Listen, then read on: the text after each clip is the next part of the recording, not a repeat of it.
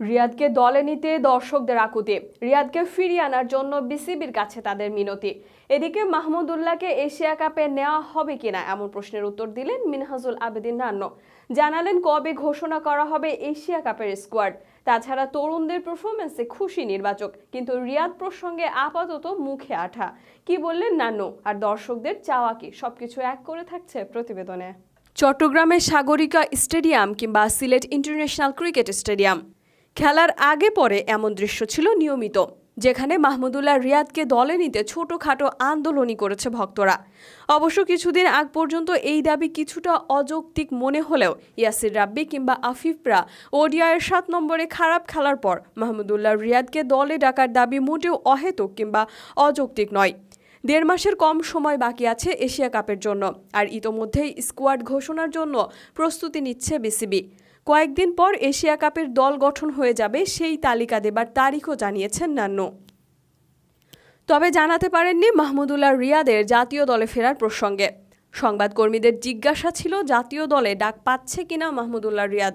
জবাবে হ্যাঁ নায়ের মাঝে ছিলেন প্রধান নির্বাচক মিনহাজুল আবেদিন নান্নু। জানান, এটা এখনই আমি বলতে পারবো না, আমরা 22 তারিখের মধ্যে চূড়ান্ত স্কোয়াডটা করব, তারপর আপডেট দিতে পারবো।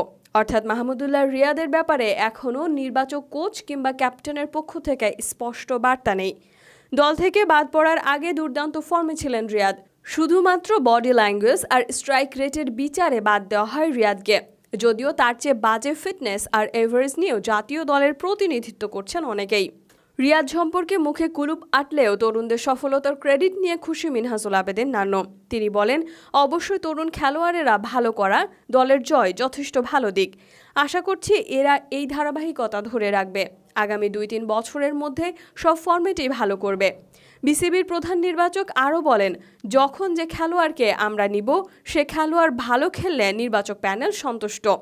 একটা জিনিসই যেন মাথায় রাখে, আগামী 10 বছর জাতীয় দলকে সেবা দিবে।